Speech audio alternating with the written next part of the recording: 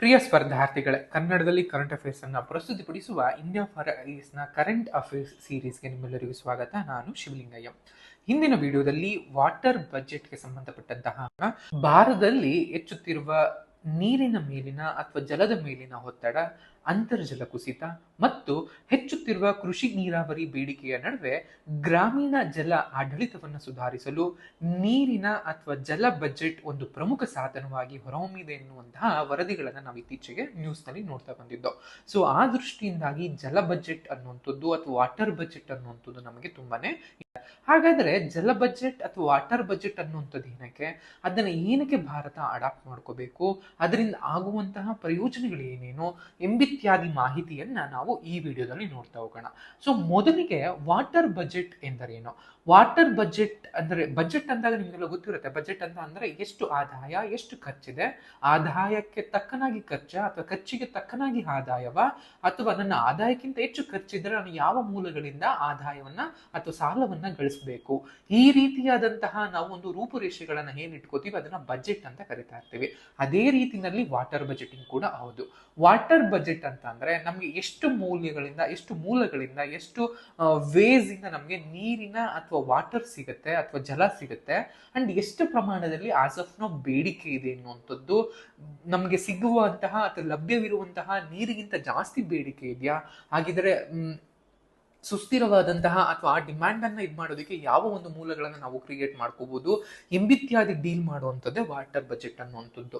ನವೀಕರಿಸಬಹುದಾದಂತಹ ಲಭ್ಯತೆಯೊಂದಿಗೆ ನೀರಿನ ಒಂದು ಬಳಕೆಯನ್ನ ಸಮತೋಲನಗೊಳಿಸುವ ಉದ್ದೇಶದಿಂದ ಗ್ರಾಮ, ಜಲನಯನ ಪ್ರದೇಶ, ಬ್ಲಾಕ್ ಅಥವಾ ಜಿಲ್ಲೆಯಂತಹ ವ್ಯಾಖ್ಯಾನಿಸಲಾದಂತಹ ಭೌಗೋಳಿಕ ಘಟಕದೊಂದಿಗೆ ನೀರಿನ ಲಭ್ಯತೆ ಮತ್ತು ಬೇಡಿಕೆಯ ಒಂದು ವ್ಯವಸ್ಥಿತ ಮೌಲ್ಯವ್ಯಾಪನವನ್ನ ಜಲ ಬಜೆಟ್ ಒಳಗೊಂಡಿರುತ್ತೆ.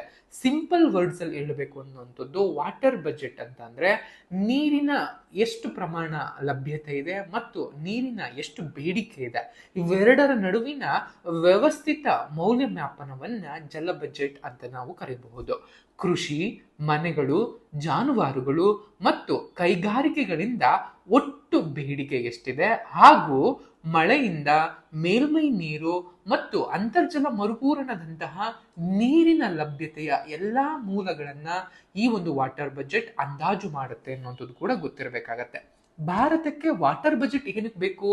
ಆಡಳಿತ ದೃಷ್ಟಿಕೋನದಿಂದ ಜಲ ಬಜೆಟ್ ಅನ್ನುವಂಥದ್ದು ಮಾಹಿತಿಯುಕ್ತ ಮತ್ತು ಪುರಾವೆ ಆಧಾರಿತ ನಿರ್ಧಾರ ತೆಗೆದುಕೊಳ್ಳುವಿಕೆಯನ್ನ ಬೆಂಬಲಿಸುತ್ತೆ ಅನ್ನುವಂಥದ್ದು ನಿಮ್ಗೆಲ್ಲ ಗೊತ್ತಿರಲಿ. ಯಾಕೆಂದ್ರೆ ವಾಟರ್ ಬಜೆಟ್ ಅಂದ್ರೆ ನಮ್ಗೆ ಈ ವರ್ಷ ಈ ಪ್ರದೇಶದಲ್ಲಿ ಎಷ್ಟು ಮಳೆ ಆಗಬಹುದು, ಅಂಡ್ ಮೇಲ್ಮೈನಲ್ಲಿರುವಂತಹ ಜಲ ಅಂದ್ರೆ ಕೆರೆಗಳಾಗಿರ್ಬೋದು, ಬಾವಿಗಳಾಗಿರ್ಬೋದು, ಇದರಿಂದ ಎಷ್ಟು ಪ್ರಮಾಣದಲ್ಲಿ ಸಿಗುತ್ತೆ, ಅಂಡ್ ಅಂತರ್ಜಲದಿಂದ ಎಷ್ಟು ನೀರು ಲಭ್ಯವಿದೆ, ಈ ಮೂರನ್ನು ಒಟ್ಟಾರೆಯಾಗಿ ಲೆಕ್ಕ ಹಾಕಿ ಅದರ ಜೊತೆಗೆ ಈ ಒಂದು ಸಿಟಿ ಅಥವಾ ಈ ಒಂದು ಏರಿಯಾದಲ್ಲಿ ಎಷ್ಟು ವಾಟರ್ ಡಿಮ್ಯಾಂಡ್ ನೆಕ್ಸ್ಟ್ ಒಂದು ವರ್ಷಕ್ಕಿದೆ, ಇವೆರಡರ ನಡುವಿನ ಒಂದು ಮೌಲ್ಯಮಾಪನ ಏನ್ ಮಾಡ್ತೀವಲ್ಲ, ಇದರಿಂದಾಗಿ ನಮ್ಗೆ ಫ್ಯೂಚರ್ ಪ್ಲಾನ್ಗಳನ್ನ, ಒಂದು ಕೋರ್ಸ್ಗಳನ್ನ ಮಾಡೋದಕ್ಕೆ ತುಂಬಾನೇ ಹೆಲ್ಪ್ ಆಗುತ್ತೆ.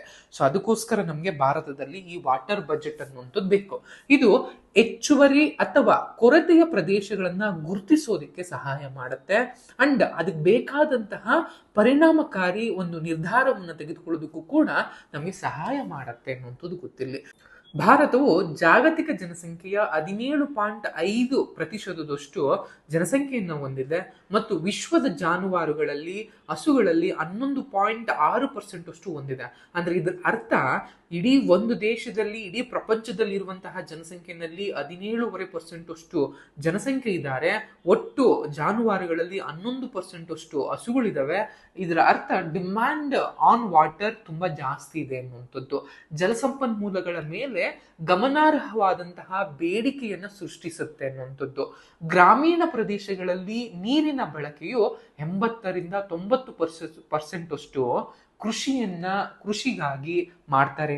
ಈ ಎಲ್ಲಾ ಅಂಶದಿಂದಾಗಿ ಭಾರತಕ್ಕೆ ವಾಟರ್ ಬಜೆಟ್ ಅನ್ನುವಂಥದ್ದು ಇಟ್ಸ್ ನಾಟ್ ಲಕ್ಸುರಿ ಅಲ್ಲ, ಇಟ್ಸ್ ಎ ನೆಸೆಸಿಟಿ ಅನ್ನುವಂಥದ್ದು ಕೂಡ ನಿಮ್ಗೆ ಗೊತ್ತಿರಬೇಕಾಗತ್ತೆ. ಭಾರತ ಸರ್ಕಾರ ಈ ಒಂದು ನೀರಿಗೆ ಮತ್ತು ನೀರಿನ ಲಭ್ಯತೆಗಾಗಿ, ನೀರಿನ ಸಂರಕ್ಷಣೆಗಾಗಿ ತೆಗೆದುಕೊಂಡಂತಹ ಕೆಲವು ಉಪಕ್ರಮಗಳು ಅಥವಾ ಇನಿಷಿಯೇಟಿವ್ಸ್ ಗಳಿದಾವೆ. ಅವು ಯಾವ್ಯಾವು ಅಂತ ನೋಡ್ತಾ ಬಂದಾಗ ತುಂಬಾ ಇದಾವೆ. ಅದರಲ್ಲಿ ಮುಖ್ಯವಾಗಿರುವಂತಹ ಒಂದಷ್ಟು ಯೋಜನೆಗಳನ್ನಷ್ಟೇ ನಾವು ಇಲ್ಲಿ ಮಾತಾಡ್ತಾ ಇದೀವಿ. ಅದರಲ್ಲಿ ಮುಖ್ಯವಾಗಿ ಜಲಜೀವನ್ ಮಿಷನ್ ಅನ್ನುವಂಥದ್ದು. ಗ್ರಾಮೀಣ ಪ್ರದೇಶದ ಒಂದು ಮನೆಗಳಿಗೆ ಕ್ರಿಯಾತ್ಮಕವಾದಂತಹ ನಲ್ಲಿ ಸಂಪರ್ಕವನ್ನ ಒದಗಿಸುವುದಕ್ಕೆ 2019ರಲ್ಲಿ ನಮ್ಗೆ ಈ ಒಂದು ಜಲ್ ಜೀವನ್ ಮಿಷನ್ ಯೋಜನೆಯನ್ನ ಸ್ಥಾಪನೆ ಮಾಡಲಾಯಿತು. ಅಂದ್ರೆ ಒಂದು ಗ್ರಾಮದಲ್ಲಿ 10ಕ್ಕಿಂತ ಹೆಚ್ಚು ಮನೆಗಳಲ್ಲಿ ಇರುವಂತಹ, ಅಂದ್ರೆ ಗ್ರಾಮೀಣ ಪ್ರದೇಶದಲ್ಲಿರುವಂತಹ 10 ಗ್ರಾಮೀಣ ಮನೆಗಳಲ್ಲಿ ಸುಮಾರು 8 ಮನೆಗಳಿಗೆ ನಲ್ಲಿ ನೀರನ್ನ ಈ ಯೋಜನೆ ತಂದುಕೊಟ್ಟಿದೆ ಅನ್ನುವಂಥದ್ದು ಗೊತ್ತಿಲ್ಲಿ. ಅಂದ್ರೆ ಒಂದು ದಿನಕ್ಕೆ ಪ್ರತಿ ಒಬ್ಬ ಪರ್ಸನ್ಗೆ, ಪ್ರತಿ ಒಂದು ನಾಗರಿಕನಿಗೆ 55ಕ್ಕೂ ಹೆಚ್ಚು ಲೀಟರ್ ಅಷ್ಟು ನೀರುಗಳನ್ನ ಈ ಒಂದು ಯೋಜನೆ ಮೂಲಕ ಕೊಡ್ತಾ ಇರುವಂತದ್ದು. ಆ ಮೂಲಕ ಆರೋಗ್ಯ ನೈರ್ಮಲ್ಯವನ್ನ ಸುಧಾರಣೆ ಮಾಡುತ್ತೆ ಅನ್ನುವಂಥದ್ದು, ಮಹಿಳೆಯರ ಮೇಲಿನ ಹೊರೆಯನ್ನ ಕಡಿಮೆ ಮಾಡುತ್ತೆ. ಯಾಕಂದ್ರೆ ನೀರನ್ನ ಸಂಗ್ರಹಿಸುವಂಥದ್ದು, ಕೆರೆ ಬಾವಿಗಳಿಂದ ಅಥವಾ ದೂರದ ಪ್ರದೇಶಗಳಿಂದ ನೀರನ್ನ ತರುವಂಥದ್ದು ಮಹಿಳೆಯರ ಕೆಲಸ ಆಗಿತ್ತು.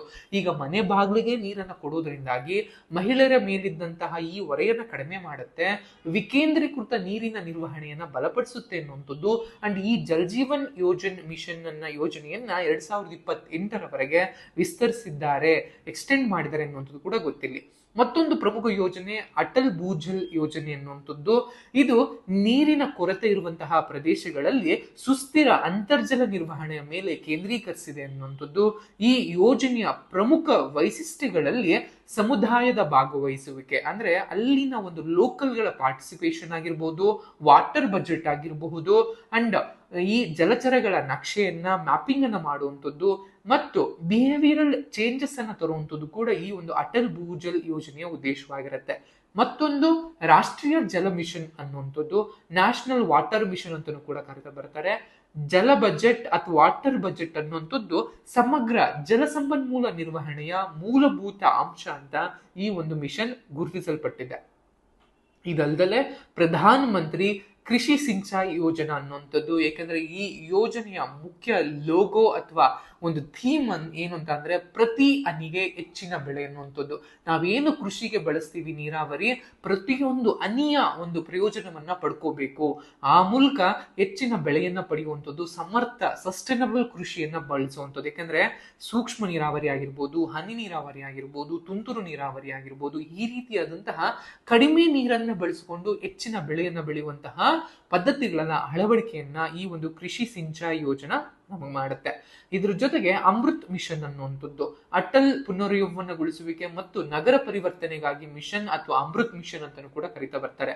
ಮುಖ್ಯವಾಗಿ ನಗರ ಪ್ರದೇಶಗಳಲ್ಲಿನ ನೀರಿನ ಒಂದು ಸರಬರಾಜನ್ನ ಸುಧಾರಿಸುವಂಥದ್ದು, ಒಳಚರಂಡಿ ಸಂಸ್ಕರಣಾ ವ್ಯವಸ್ಥೆಯನ್ನ ಅಭಿವೃದ್ಧಿಪಡಿಸುವಂಥದ್ದು, ತ್ಯಾಜ್ಯ ನೀರಿನ ಮರುಬಳಕೆಯನ್ನ ಉತ್ತೇಜನಗೊಳಿಸುವಂಥದ್ದು ಈ ಒಂದು ಅಮೃತ್ ಮಿಷನ್ ನ ಯೋಜನೆಯಾಗಿರುತ್ತೆ. ಮುಖ್ಯವಾಗಿ ಅದರಲ್ಲೂ ಕೂಡ ಏನು ರ್ಯಾಪಿಡ್ ರೇಟ್ ನಲ್ಲಿ ಬೆಳೀತಾ ಇರುವಂತಹ ಈ ನಗರದ ಜನಸಂಖ್ಯೆಯ ಬೆಳವಣಿಗೆ ಮತ್ತು ಮಾಲಿನ್ಯದಿಂದಾಗಿ ಹೆಚ್ಚಿನ ಒಂದು ವಾಟರ್ ಒತ್ತಡವನ್ನ ಅಥವಾ ಡೆನ್ಸಿಟಿಯನ್ನ ನಾವು ಎದುರಿಸ್ತಾ ಇದೀವಿ. ಸೊ ಅದರಿಂದಾಗೂ ಕೂಡ ನಮ್ಗೆ ತುಂಬಾ ಇಂಪಾರ್ಟೆಂಟ್ ಆಗಿರುತ್ತೆ. ಇದಲ್ಲದೆ ಎರಡನೇದು ಅಂತ ಬಂದಾಗ ನಮಾಮಿ ಗಂಗೆ ಕಾರ್ಯಕ್ರಮ ಅನ್ನುವಂಥದ್ದು, ಮಾಲಿನ್ಯದ ನಿಯಂತ್ರಣ, ಒಳಚರಂಡಿ ಸಂಸ್ಕರಣೆ, ಜೀವ ವೈವಿಧ್ಯ ಸಂಸ್ಕರಣೆ, ನದಿಮುಖ ಅಭಿವೃದ್ಧಿಯ ಮೇಲೆ ಕೇಂದ್ರೀಕರಿಸಿರುವಂಥದ್ದು ಈ ಒಂದು ನಮಾಮಿ ಗಂಗೆ ಯೋಜನೆ ಅನ್ನುವಂಥದ್ದು. ಅಂಡ್ ವರುಣಿ ವೆಬ್ ಅಪ್ಲಿಕೇಶನ್ ಅನ್ನುವಂಥದ್ದು ಡೇಟಾ ಚಾಲಿತ ಮೌಲ್ಯಮಾಪನವನ್ನ ಬಳಸಿಕೊಂಡು ಬ್ಲಾಕ್ ಮಟ್ಟಗಳಲ್ಲಿ ನೀರಿನ ಅಥವಾ ವಾಟರ್ ಬಜೆಟ್ ಅನ್ನ ಬೆಂಬಲಿಸುವಂತಹ ಒಂದು ಡಿಜಿಟಲ್ ವೇದಿಕೆ ಅಥವಾ ಡಿಜಿಟಲ್ ಪ್ಲಾಟ್ಫಾರ್ಮ್ ಆಗಿರುತ್ತೆ ಅನ್ನುವಂಥದ್ದು ಗೊತ್ತಿಲ್ಲಿ. ಸ್ಥಳೀಯ ಅಧಿಕಾರಿಗಳಿಗೆ ನೀರಿನ ಹೆಚ್ಚುವರಿ ಮತ್ತು ಕೊರತೆ ಪ್ರದೇಶಗಳನ್ನು ಗುರುತಿಸೋದಕ್ಕೆ ಈ ಒಂದು ವರುಣಿ ವೆಬ್ ಅನ್ನುವಂಥದ್ದು ಅಥವಾ ಈ ಅಪ್ಲಿಕೇಶನ್ ತುಂಬಾ ಹೆಲ್ಪ್ ಮಾಡುತ್ತೆ ಅನ್ನುವಂಥದ್ದು ಕೂಡ ಗೊತ್ತಿರಲಿ. ಸೊ ಇಷ್ಟೆಲ್ಲವೂ ಕೂಡ ಯೋಜನೆಗಳು. ಅದ್ರ ಜೊತೆಗೆ ಒಂದಷ್ಟು ಸವಾಲುಗಳು ಕೂಡ ಇದಾವೆ. ಅವು ಏನು ಅಂತ ನೋಡ್ತಾ ಬಂದಾಗ ಮುಖ್ಯವಾಗಿ ಸಾಂಸ್ಥಿಕ ವಿಘಟನೆ ಎನ್ನುವಂಥದ್ದು. ಯಾಕಂದ್ರೆ ನೀರಾವರಿ ಎನ್ನುವಂಥದ್ದು ಬಹು ಸಂಸ್ಥೆಗಳಲ್ಲಿ ಬರುತ್ತೆ. ನೀರಾವರಿ, ಕುಡಿಯೋ ನೀರು, ಅಂತರ್ಜಲ, ನೈರ್ಮಲ್ಯ, ನಗರ ನೀರು ಇವೆಲ್ಲವೂ ಕೂಡ ಬಹು ಸಂಸ್ಥೆಗಳು ನಿರ್ವಹಣೆ ಮಾಡ್ತಾ ಬರ್ತವೆ. ಕೆಲವೊಂದಷ್ಟು ನಿರ್ಧಾರಗಳು ತೆಗೆದುಕೊಂಡ ಇನ್ನು ಕೆಲವೊಂದಷ್ಟು ಬೇರೆ ನಿರ್ಧಾರಗಳನ್ನು ತೆಗೆದುಕೊಳ್ಳಾಗುತ್ತೆ.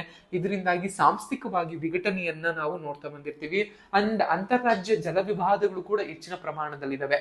ಕಾವೇರಿ ವಿವಾದ, ಕೃಷ್ಣ ವಿವಾದ, ರವಿ ಬಿಯಾಸ್ ವಿವಾದ, ಈ ರೀತಿಯಾದಂತಹ ವಿವಾದಗಳು ಒಂದು ಒಕ್ಕೂಟ ವ್ಯವಸ್ಥೆಯಲ್ಲಿನ ಮಿತಿಗಳನ್ನು ಕೂಡ ನಮಗೆ ತೋರಿಸುವಂಥದ್ದು, ಇಂಜಿನಿಯರಿಂಗ್ ಕೇಂದ್ರಿತ ವಿಧಾನದ ಒಂದು ಪ್ರಾಬಲ್ಯವನ್ನ ಮಾಡುವಂಥದ್ದು, ದುರ್ಬಲ ದತ್ತಾಂಶ ವ್ಯವಸ್ಥೆಗಳು ಅಂದ್ರೆ ಈ ನಂಬಬಹುದಾದಂತಹ, ವಿಶ್ವಾಸಾರ್ಹವಾದಂತಹ, ಸಮಗ್ರವಾದಂತಹ, ಅಫೋರ್ಡಬಲ್ ವಾಟರ್ ಡೇಟಾ ಅನ್ನುವಂಥದ್ದು ನಮಗೆ ಈಗಲೂ ಕೂಡ ಲ್ಯಾಕಿಂಗ್ ಅಲ್ಲಿದೆ. ಸೊ ಇದು ಕೂಡ ಒಂದು ಸಮಸ್ಯೆ ಆಗಿ ಇರುವಂಥದ್ದು. ಕೃಷಿ ನೀತಿ, ನಮ್ಮಲ್ಲಿ ಹೆಚ್ಚು ಅಕ್ಕಿ ಮತ್ತು ಗೋಧಿಯನ್ನ ಹೆಚ್ಚಿನ ಪ್ರಮಾಣದಲ್ಲಿ ಬೆಳಿತೀವಿ. ಇವೆರಡೂ ಬೆಳೆಗಳಿಗೆ, ಇದ್ರ ಜೊತೆಗೆ ಕಬ್ಬನ್ನು ಕೂಡ ಹೆಚ್ಚಿನ ಪ್ರಮಾಣದಲ್ಲಿ ಬೆಳಿತೀವಿ. ಈ ಮೂರೂ ಬೆಳೆಗಳಿಗೆ ಹೆಚ್ಚಿನ ನೀರಾವರಿಯ ಅವಶ್ಯಕತೆ ಇರುತ್ತೆ. ಸೊ ಇದು ಕೂಡ ನೀರಿನ ಮೇಲೆ ಹೆಚ್ಚಿನ ಒಂದು ಒತ್ತಡವನ್ನ ಕ್ರಿಯೇಟ್ ಮಾಡುತ್ತೆ. ಹವಾಮಾನ ಬದಲಾವಣೆಗಳಾಗಿರ್ಬೋದು, ಮಾಲಿನ್ಯ ಮತ್ತು ನೀರಿನ ಗುಣಮಟ್ಟ, ಇವೆಲ್ಲವೂ ಕೂಡ ಜಲಕ್ಕೆ ಅಥವಾ ವಾಟರ್ ಬಜೆಟಿಂಗ್ಗೆ ಸಂಬಂಧಪಟ್ಟಂತಹ ಸಮಸ್ಯೆಗಳು. ಇದಕ್ಕಿರುವ ಪರಿಹಾರಗಳು ಏನೇನು ಅಂತ ನೋಡ್ತಾ ಬಂದಾಗ ಮುಖ್ಯವಾಗಿ ಕಮ್ಯುನಿಟಿ ಪಾರ್ಟಿಸಿಪೇಷನ್ ಅಂತ ಕರಿತೀವಿ. ಅಂದ್ರೆ ಬಿಹೇವಿಯರಲ್ ಚೇಂಜಸ್ ತರೋವರೆಗೂ ಕೂಡ ನಮ್ಗೆ ಯಾವುದೇ ರೀತಿಯಾದಂತಹ ಒಂದು ಪರಿಣಾಮವನ್ನ ನೋಡೋದಕ್ಕೆ ಸಾಧ್ಯವಿಲ್ಲ. ಯಾಕಂದ್ರೆ ಕಮ್ಯುನಿಟಿ ಪಾರ್ಟಿಸಿಪೇಷನ್ ಅಥವಾ ಅಲ್ಲಿರುವಂತಹ ಒಂದು ಸಮುದಾಯಗಳೇನಿರ್ತಾರೆ ಅಥವಾ ನಾಗರಿಕರು ಏನಿರ್ತಾರೆ, ಅವರು ತಮ್ಮ ಬಿಹೇವಿಯರಲ್ ಚೇಂಜಸ್ ಮಾಡಿಕೊಂಡು ಅವರು ಪಾರ್ಟಿಸಿಪೇಟ್ ಮಾಡಿದ್ರೆ ಮಾತ್ರನೇ ಒಂದು ನೀರಿನ ಸಂರಕ್ಷಣೆ ಮಾಡೋದಕ್ಕೆ ಸಾಧ್ಯ ಆಗುವಂಥದ್ದು.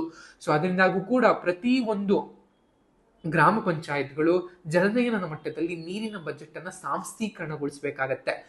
ಅಂಡ್ ಬೆಳೆ ವೈವಿಧ್ಯಕರಣವನ್ನ, ಕ್ರಾಪ್ ಡೈವರ್ಸಿಫಿಕೇಶನ್ ಅಂತ ಕರಿತೀವಿ. ಕೇವಲ ಭತ್ತ, ರಾಗಿ, ಅದು ಭತ್ತ ಅಥವಾ ಗೋಧಿ, ಕಬ್ಬು ಬೆಳೆಯೋದ್ ಬದಲು ಸೀರಿಯಲ್ಸ್ ಗಳನ್ನ, ಮಿಲ್ಲೆಟ್ ಗಳನ್ನ, ಗೋಧಿ ಬದಲು ರಾಗಿಯನ್ನ ಅಥವಾ ನವಣೆ, ಸಜ್ಜೆ, ಈ ರೀತಿಯಾದಂತಹ ಕಡಿಮೆ ನೀರನ್ನ ಬೇಡುವಂತಹ, ಅಪೇಕ್ಷಿಸುವಂತಹ ಬೆಳೆಗಳನ್ನ ನಾವು ಹೆಚ್ಚು ಬೆಳಿಬೇಕಾಗತ್ತೆ. ಇದ್ರ ಜೊತೆಗೆ ಜಲಚರ ನಕ್ಷೆ ಆಗಿರ್ಬೋದು, ಪುನರ್ಭರ್ತಿ ಕ್ರಮಗಳಾಗಿರ್ಬೋದು, ಸಮುದಾಯ ಭಾಗವಹಿಸಿ ಆಗಿರ್ಬೋದು, ಇವೆಲ್ಲದ್ರ ಮೂಲಕ ಅಂತರ್ಜಲದ ಹೆಚ್ಚಿನ ಒಂದು ಎಕ್ಸ್ಟ್ರಾಕ್ಷನ್ ಅನ್ನ ಕಡಿಮೆ ಮಾಡೋದ್ರ ಮೂಲಕ ಮರುಪೂರ್ಣವನ್ನ ನಾವು ಇನ್ಕ್ರೀಸ್ ಮಾಡ್ತಾ ಬರಬಹುದು. Real time water data collection ಆಗಿರಬಹುದು, ಡಿಜಿಟಲ್ ಸೂಪರ್ವಿಷನ್ ಆಗಿರ್ಬೋದು, ಅಂಡ್ GIS ಆಧಾರಿತವಾದಂತಹ ಯೋಜನಾ ಸಾಧನಗಳನ್ನ ನಾವು ಹೆಚ್ಚು ಸುಧಾರಿಸೋದು ಕೂಡ ನಮಗೆ ಇಂಪಾರ್ಟೆಂಟ್ ಆಗಿರುತ್ತೆ. ಪ್ರವಾಹ, ಬರ, ಮಳೆಯ ಒಂದು ವ್ಯತ್ಯಾಸವನ್ನ ಪರಿಹರಿಸೋದಿಕ್ಕೆ ಹವಾಮಾನ ನಿರೋಧಕ ನೀರಿನ ಒಂದು ಮೂಲ ಸೌಕರ್ಯವನ್ನ ನಿರ್ಮಾಣ ಮಾಡಿಕೊಳ್ಳುವಂಥದ್ದು ತುಂಬಾ ಇಂಪಾರ್ಟೆಂಟ್ ಆಗಿರುತ್ತೆ. ನೀರು ಪ್ರತಿಯೊಂದು ಜೀವಿಯ ಮೂಲ ಅಂಶ. ನೀರನ್ನ ಕಾಪಾಡುವಂಥದ್ದು ನಮಗೆ ಎಲ್ಲೋ ಮುಂದಿನ ಒಂದು ಯೋಜನೆಯಲ್ಲ, ಇಂದಿನ ತುರ್ತು ಪರಿಸ್ಥಿತಿ ಅನ್ನುವಂಥದ್ದು ಪ್ರತಿಯೊಬ್ಬರಿಗೂ ಕೂಡ ಗೊತ್ತಿರಬೇಕಾಗತ್ತೆ. ಯಾಕಂದ್ರೆ ನಿಮ್ಗೆ ಆಲ್ರೆಡಿ ಗೊತ್ತಿರೋ ಹಾಗೆ ಎಕ್ಸೆಸ್ ವಾಟರ್ ಅನ್ನ ನಾವು ಹೆಚ್ಚು ಬಳಸ್ಕೋತಾ ಇದ್ದೀವಿ. ಮುಂದಿನ ವರ್ಷಗಳಲ್ಲಿ ನೀರಿಗೆ ಹಾಹಾಕಾರ, ದಂಗೆ ಎದ್ದೇಳುವಂತಹ ಎಲ್ಲಾ ಲಕ್ಷಣಗಳು ಕಂಡು ಬರ್ತಿದ್ದಾವೆ. ಆ ದೃಷ್ಟಿಯಿಂದಾಗಿ ನೀರಿನ ಸಂರಕ್ಷಣೆ ಮತ್ತು ನೀರಿನ ಒಂದು ಜವಾಬ್ದಾರಿಯುತ ಬಳಕೆ ನಮ್ಮೆಲ್ಲರ ಜವಾಬ್ದಾರಿ ಮತ್ತು ಕರ್ತವ್ಯ. ಇದಿಷ್ಟು ವಾಟರ್ ಪಟ್ಟಂತಹ ಮಾಹಿತಿ. ಈ ಮಾಹಿತಿ ಇಷ್ಟ ಆಗಿದೆ ಅಂತ ಭಾವಿಸ್ತಾ ಈ ವಿಡಿಯೋ ನಿಮಗೆ ಎಂಡ್ ಮಾಡ್ತಾ ಇದ್ದೀನಿ. Thank you.